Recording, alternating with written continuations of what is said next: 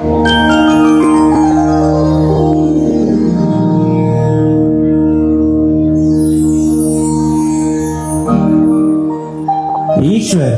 सच्चिदानंद स्वरूप सर्वशक्तिमान दयालु और न्यायकारी है।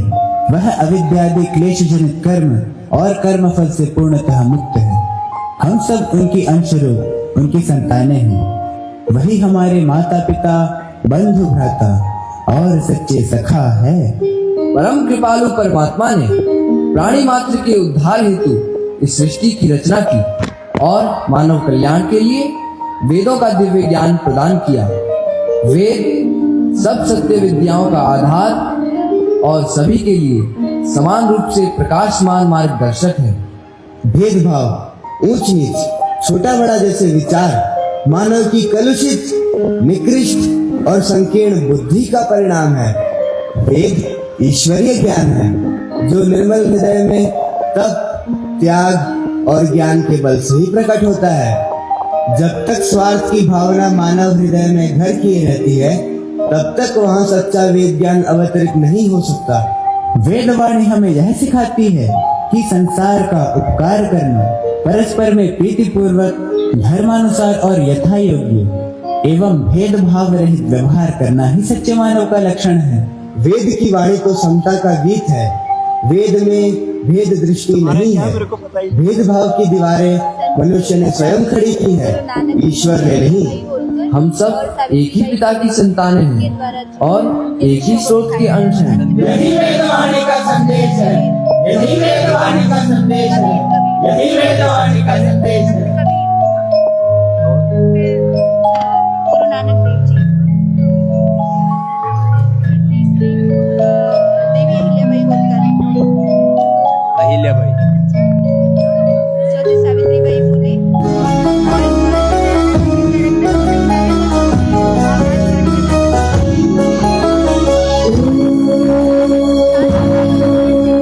संसमित्युवसे विशन्नते विश्वान्यर्या विनस्पते समेध्यसे सनो वसुन्याभरा।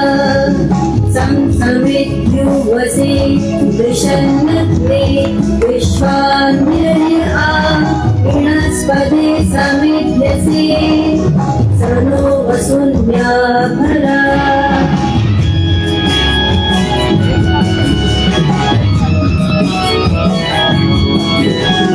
संवत्सरं संवदध्वं सन्वो मनसि जायतां देवाभागं यथा पूर्वे संजानाना उपासते।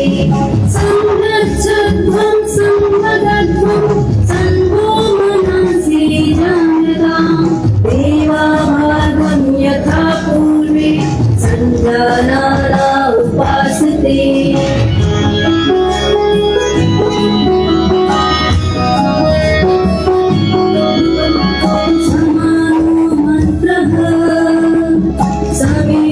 समानी समानं मनः सहचित्तमेषा।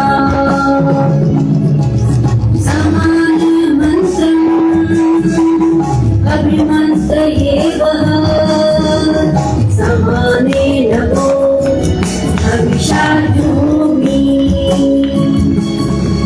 समानेव आपूर्तिः समानाधिदया समानमस्तु वो मनो यथा वः सुसहासति यथा वः सुसहासति यथा वः सुसहासति। महाराष्ट्र की पुण्य धरा पर जब अंधकार गहराता गया, तब एक बाल संत ने उदित होकर संपूर्ण मानवता को ज्ञान और अध्यात्म का प्रकाश दिया। उस प्रकाश का नाम है संत ज्ञानेश्वर। उन्होंने बताया कि भक्ति ही सबसे बड़ा योग है। अपनी अमर कृति ज्ञानेश्वरी के माध्यम से गीता के दिव्य संदेश को जन जन तक पहुंचाया। निवृत्तिनाथ जैसे गुरु, सोपान और मुक्ताबाई जैसे संत भाई बहनों के साथ ज्ञानेश्वर जी ने संत परंपरा को स्वर्ण अक्षरों में रचा। आज भी उनकी वाणी नाथ संप्रदाय की ज्योति है और मानवता के लिए अमृत सदृश प्रेरणा है। आइए इस नाटक के माध्यम से हम संत ज्ञानेश्वर माउली के जीवन, दर्शन और भक्ति के रंगों को आत्मसात करें।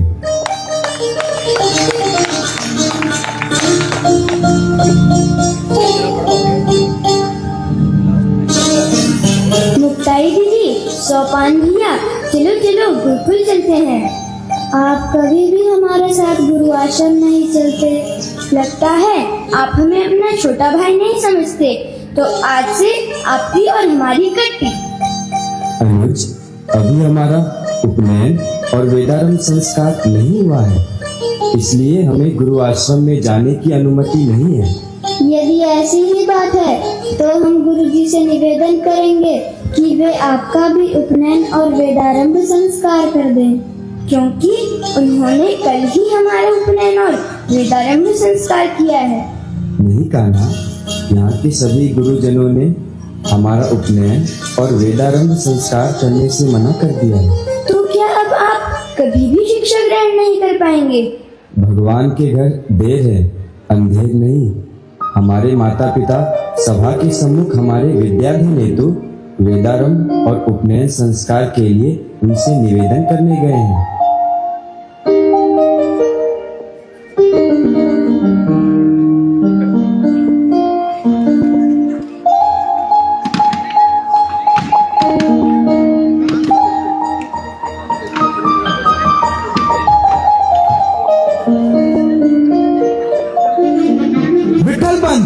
तुमने पहले संन्यास लिया और फिर गृहस्थाश्रम में लौटाए। शास्त्र कहता है त्यक्त्वा संन्यासम गृहं पुनरागमनम पापम, अर्थात यह न केवल तुम्हारा अपितु कुल और समाज का भी पतन है, और इस अपराध की छाया तुम्हारी संतानों पर भी पड़ेगी। ना वे वेदाध्ययन कर पाएंगे, ना यज्ञ और ना उपनयन। विद्वजनों, मैं अस्वीकार करता हूँ, लेकिन जीवन का सबसे बड़ा अपराध यही है कि मैंने संन्यास के अमृत को त्याग कर फिर से गृहस्थी मिर्च का सरोवर में छलांग लगा दी हो। मानो सूर्य के प्रकाश को त्याग कर फिर से दीपक की लौ के पीछे भागा हूँ। मेरी इस भूल का भार मेरे ही कंधों पर। मेरी मासूम संतानें इस दोष की भागी नहीं। आप ही बताइए, ऐसा कौन सा अग्नि कुंड है जिसमें छलांग लगाकर मैं अपनी अग्नि परीक्षा दे सकूं?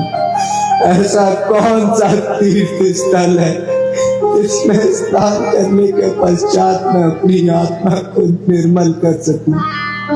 आप ही बताइए, मैं क्या प्रायश्चित करूं? जब अपराध बड़ा हो तो प्रायश्चित भी समुद्र सा गहरा होना चाहिए।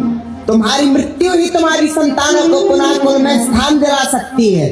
विठल पंत, इस अपराध का एक ही प्रायश्चित है, गंगा जल से शुद्धिकरण, मंत्रोच्चार और उसके पश्चात प्राण त्याग। जैसे दूषित पुष्प को त्याग कर ही देव पूजन किया जाता है, ठीक उसी प्रकार तुम्हारे जीवन का यह दूषण तुम्हारे प्राणों के विसर्जन से ही धुलेगा। विठल पंत, तुम्हें अपने प्राणों को त्यागना होगा। हाँ, तुम्हें अपने प्राणों को त्यागना होगा। अपने प्राणों को त्यागो विठल पंत। मेरी इस भूल से मेरा ज्ञान नष्ट हो चुका है।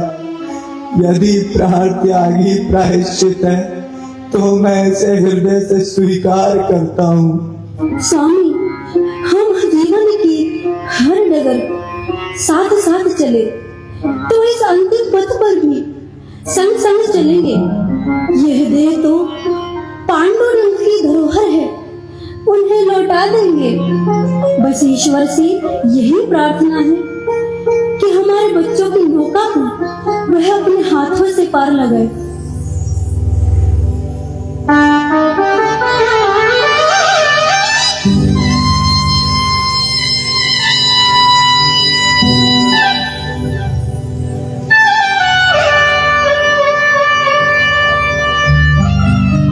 कौन है अपना कौन पराया, जन्म गवाए वेद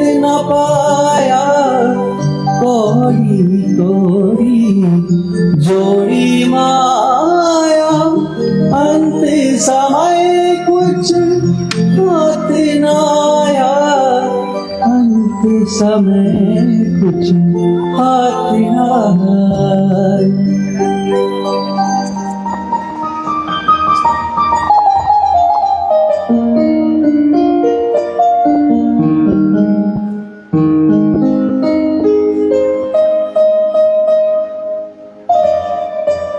दादा, 2 दिन से एक दाना भी नहीं मिला। धैर्य रख बहना, कदाचित सूर्य के इस तपन में किसी के घर से दया की रोटी मिल जाए। हम भिक्षाटन हेतु चलते हैं। सुनो भाई और बहना, मुख से विठ्ठल विठ्ठल कहना। सुन भाई और बहना, मुख से विठ्ठल विठ्ठल कहना। हो जाए तेरो कल्याण, हो जाए तेरो कल्याण। विठ्ठल विठ्ठल विठ्ठल विठ्ठल विठ्ठल नाम जपो। विठ्ठल विठ्ठल विठ्ठल विठ्ठल विठ्ठल नाम जपो। भिक्षां देहि भवति भिक्षां देहि। अरे तुम, मैं अपने घर का अन्न तुम जैसे नीच लोगों के पेट में नहीं जाने दूंगी। भागो यहाँ से। भिक्षां देहि भवति भिक्षां देहि। तुम तो वही विट्ठल पंथ के पाप की फसल हो। हमारे आंगन में मत खड़े रहो। जैसे कांटे फूलों की थाली को बिगाड़ देते हैं, उसी प्रकार तुम्हारा साया हमारे द्वार को अशुभ कर देगा। हम अपने कुल की लक्ष्मी को कलंकित नहीं कर सकते। जाओ यहाँ से।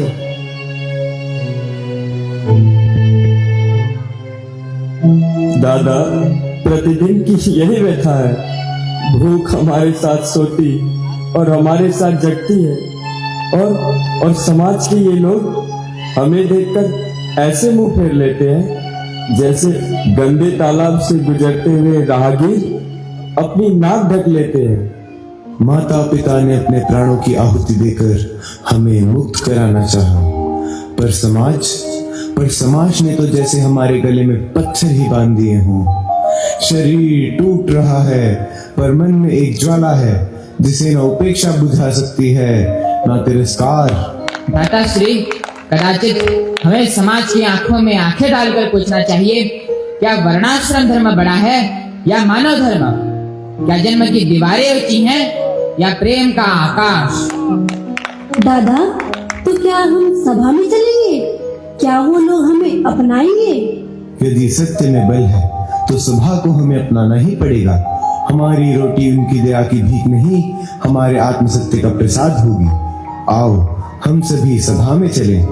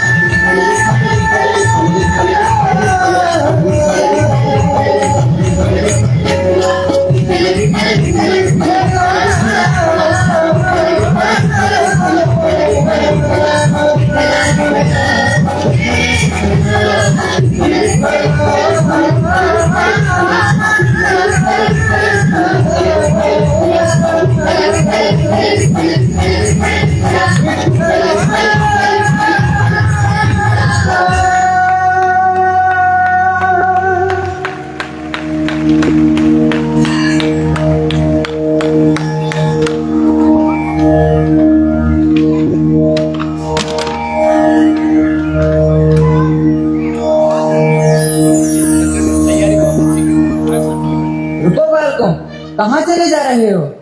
अरे ये तो बड़े ही प्यारे बालक हैं, इन्हें अंदर आने दो।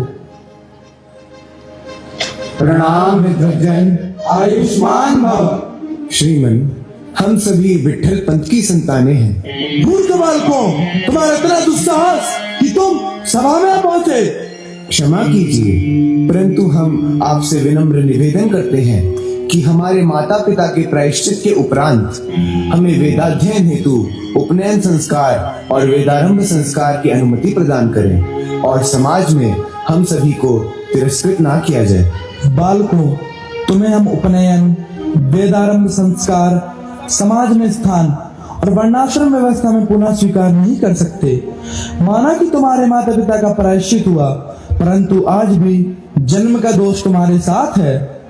श्रेष्ठ जनों, हम अपनी दोष रेखा मिटाने का मार्ग पूछने आए हैं। हम वेदाध्ययन से वंचित ना रहें, यही हमारी विनती है। वर्णाश्रम धर्म की मर्यादा टूटी है पुत्री, पुनः प्रवेश का कोई मार्ग नहीं। हम भी उसी सूर्य की किरणें हैं जो सब पर समान पड़ती हैं। हमें भी समाज में वह स्थान प्राप्त हो जो प्रत्येक योग्य बालक का अधिकार है। विप्रवर, आप शास्त्र के रक्षक हैं, कोई मार्ग तो अवश्य होगा। लगता है मार्ग शास्त्र में होगा, पर सभा की स्मृति से लुप्त हो गया है। शास्त्र में पुनः स्वीकार का विधान है, परंतु वह कष्ट साध्य है। श्रेष्ठ जन, हम प्रत्येक कष्ट को सहन करने के लिए तत्पर हैं। आप केवल मार्ग बताएं। इसके लिए 5 व्रतों को स्वीकार करना होगा और आजीवन उनका पालन करना होगा। विद्वज्जन, हमें आपके 5 व्रत स्वीकार्य हैं। कृपया आप हमें उनसे अवगत कराइए। प्रथम व्रत, आजीवन ब्रह्मचारी रहना। मेरा नाम ही निवृत्ति है, मैं प्रवृत्ति के पथ का पथिक हो ही नहीं सकता। मेरा नाम सोपान है, मैं तो उस सीढ़ी का प्रथम चरण हूँ जो सीधे मोक्ष के द्वार तक ले जाता है। संसार में रहते हुए भी मैं बंधन में नहीं रह सकती। मैं सदैव मुक्त हूँ। और मैं जानदेव, ब्रह्मचर्य मेरे लिए केवल व्रत नहीं, ज्ञान की अनिवार्य संजीवनी है। यह व्रत हम सबको स्वीकार है। दूसरी प्रतिज्ञा, अहिंसा और सत्य का पालन करना। सत्य और अहिंसा तो हमारे प्राण हैं। जैसे सूर्य की पहली किरण रात्रि का अंधकार चीर देती है, वैसे ही सत्य असत्य का विनाश करता है। हमें यह व्रत भी स्वीकार है। तीसरा व्रत, एकमेव द्वितीयो नास्ति का सिद्धांत मानना होगा, अर्थात ईश्वर केवल एक है, दूसरा कोई नहीं। हमें यह व्रत भी स्वीकार है। चौथी प्रतिज्ञा, ब्राह्मण धर्म कभी नहीं छोड़ोगे। मान्यवर, हम तो मानव धर्म में विश्वास रखते हैं। मानव धर्म ही सच्चा ब्राह्मण धर्म है। यदि मानव धर्म ही सच्चा ब्राह्मण धर्म है तो हम इसे हृदय से स्वीकार करते हैं। 5वां व अंतिम व्रत, अछूत की छाया भी तुम पर ना पड़े। विद्वज्जनों, जो शास्त्र में अछूत की परिभाषा बताई है, हमें उससे अवगत तो कराएं। चातुर्वर्ण्यम मया सृष्टम गुण कर्म विभागशः, अर्थात ईश्वर ने मनुष्य को 4 वर्णों में विभक्त किया है, ब्राह्मण, क्षत्रिय, वैश्य और शूद्र। जो शूद्र है वही अछूत है। क्या इसका निर्धारण जन्म से होगा? हाँ, केवल जन्म से ही मनुष्य श्रेष्ठ और निम्न होता है। उच्च कुल में जन्म मनुष्य ही सर्वश्रेष्ठ है और वही सत्य और धर्म के मार्ग का अनुसरण करता है। और यदि उच्च कुल में जन्मा मनुष्य छल, हिंसा और अधर्म में लिप्त हो, तब उसे आप क्या मानेंगे? यदि वह सत्य और सेवा से विमुख है, तब उसे क्या कहेंगे? कोई उच्च कुल में जन्म लेकर यदि अधर्म के पथ पर चले प्रभु, तब आप उसका क्या करेंगे? बहिष्कार, बहिष्कार, बहिष्कार। क्या यह आपने उसके जन्म के आधार पर किया या कर्म के आधार पर? कर्म के आधार पर। जब दंड कर्म के आधार पर दिया जाता है, न्याय का निर्णय कर्म के आधार पर होता है, तब जन्म के आधार पर कोई छोटा बड़ा उच्च या निम्न कैसे हो सकता है प्रभु? भगवान का विधान है, जो जैसा कर्म करता है वैसा फल प्राप्त करता है। कस्त्वा जनक्ति सत्वा जनक्ति कस्मै त्वा जनक्ति तस्मै त्वा जनक्ति कर्मणे वाम विषाय वाम। अर्थात किसने तुम्हें संसार में नियुक्त किया? उस परमपिता परमेश्वर ने। किस लिए इस संसार में नियुक्त किया? कर्म करने के लिए, क्योंकि कर्म से ही मनुष्य महान होता है। इसलिए कर्म करो, क्योंकि हजारों लाखों शब्दों से कहीं अधिक कर्म की ध्वनि गुंजायमान होती है। असुर कुल में जन्मे भक्त प्रहलाद भक्ति के प्रतिरूप कहलाए। जिनकी भक्ति से विवश हो भगवान स्वयं धरा पर आए। ब्राह्मण कुल उत्पन्न परशुराम अधर्म का दमन कर धर्मवीर कहलाए। और रावण ऋषि पुत्र होते हुए भी अपने अहंकार, पाप और अन्याय से संसार में निंदा का पात्र बना। भक्त प्रहलाद असुर कुल में जन्मे, किंतु उनकी भक्ति का प्रकाश इतना तेजस्वी था कि असुर वंश की अंधेरी गुफाओं में भी हरि नाम का सूर्योदय हो गया। वे इस सत्य के साक्षी बने कि आत्मा का तेज रक्त की वंश रेखा का दास नहीं होता। अतः धर्म का माप जन्म से नहीं आचरण से होता है। जन्म तो मिट्टी का रंग है, पर कर्म वही मनुष्य को स्वर्ण या कलंक बनाता है। यदि आचरण शुद्ध हो तो निम्न जन्म भी पावन हो जाता है, और यदि आचरण पापयुक्त हो तो उच्च जन्म भी कलुषित हो जाता है।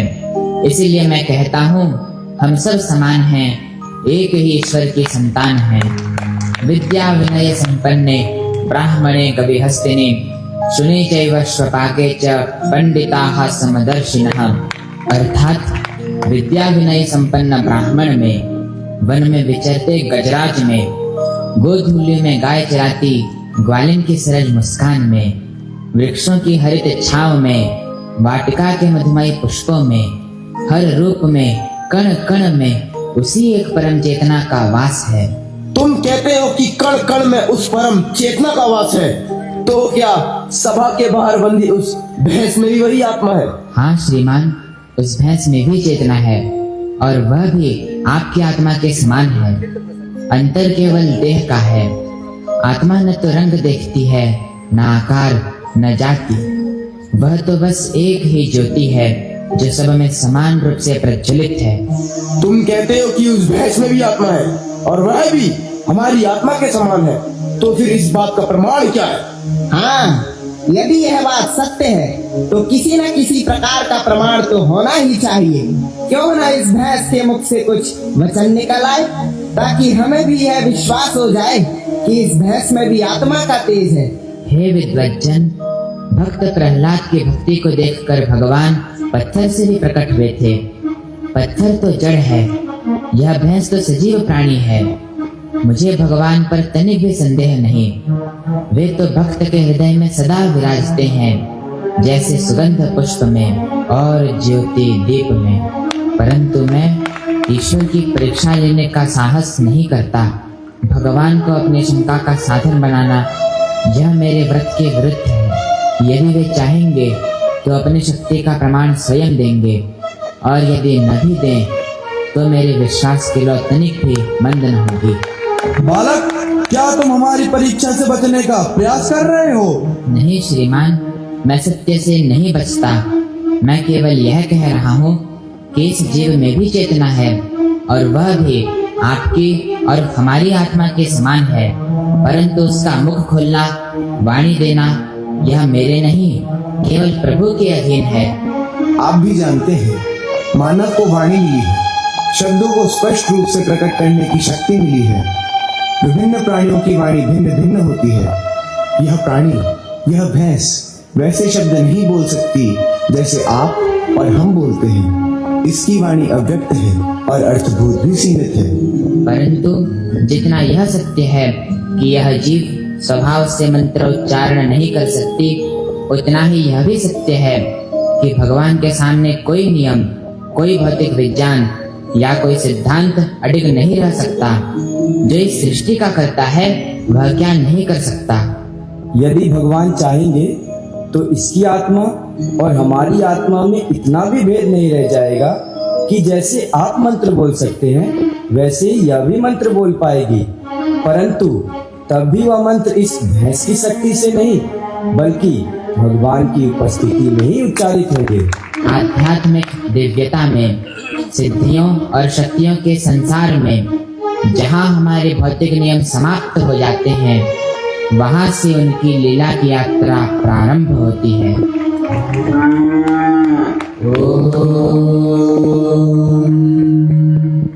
सहस्रशीर्षा पुरुषः सहस्राक्षः सहस्रपात् तदोनिं विश्वतो विद्वात्यतिष्ठद्दशाङ्गुलम्।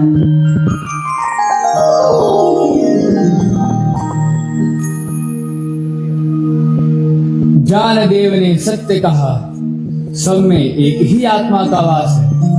जाति, वर्ण, रूप, देह ये सब क्षणभंगुर है।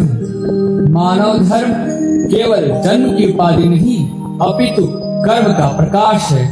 जैसे नदी के तट जल को दिशा देते हैं, वैसे ही वर्ण आश्रम धर्म समाज को अनुशासन देता है। यदि जल ही सूख जाए तो तट केवल रेखा रह जाते हैं। मानव धर्म वह जल है जिसमें सत्य, करुणा और प्रेम का प्रवाह है। यदि यह प्रवाह रुक जाए तो कोई भी व्यवस्था केवल नाम मात्र रह जाएगी। वर्ण आश्रम धर्म का मूल तत्व यह है कि 4 वर्ण कर्म के आधार पर और 4 आश्रम जीवन के चरण के आधार पर निर्धारित है। जन्म तो केवल एक प्रारंभ है, परंतु कर्म वही मनुष्य के अस्तित्व का वास्तविक परिचय है। मनुष्य का धर्म है करुणा, प्रेम और समानता। हम सब समान हैं, एक ईश्वर की संतान है, यही मानव का सच्चा धर्म है।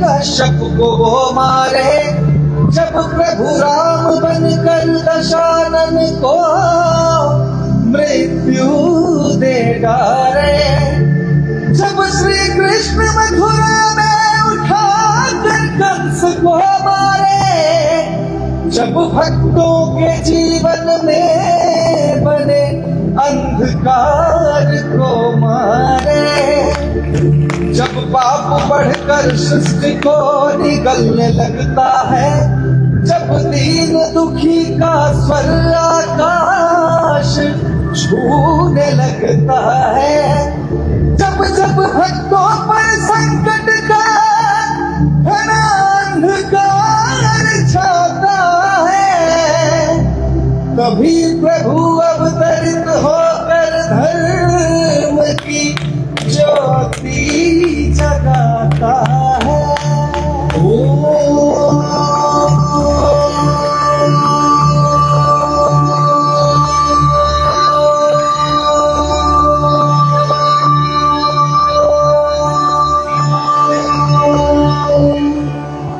नमो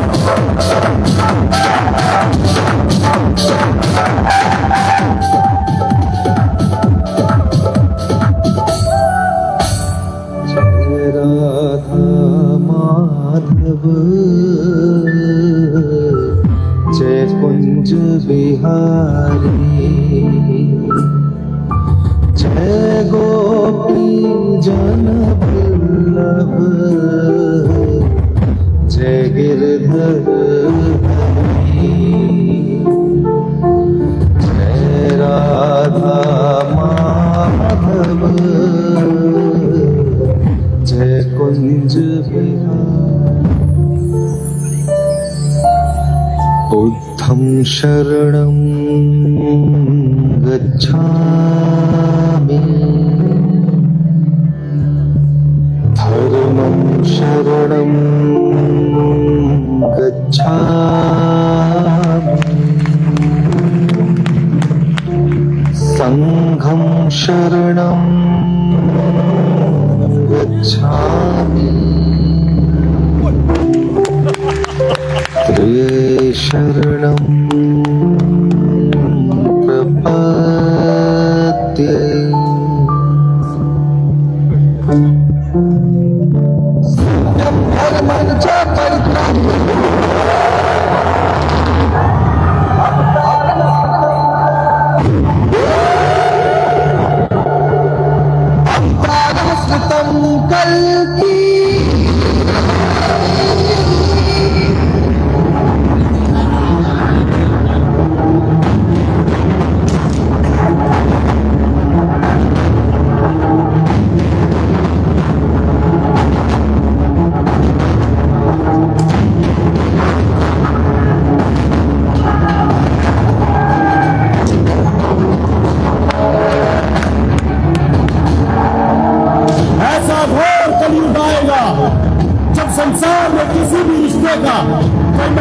रह जाएगा। सृष्टि के संपूर्ण रिश्ते नाते स्वार्थ पर आधारित होंगे। बेटा माँ को माँ और बहन को बहन नहीं मानेगा। संसार में पाप का अंधकार गहराता जाएगा। जब जब संसार में पाप बढ़ता जाता है, तब तब भगवान विष्णु इस धरती पर अवतरित होकर धर्म की स्थापना करते हैं।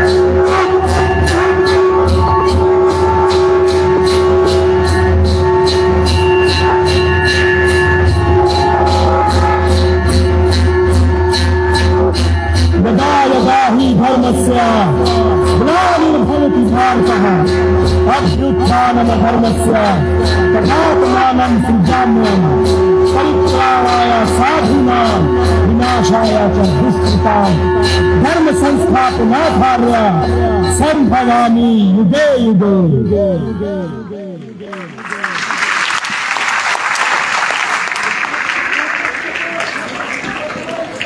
कलयुग दिखाया और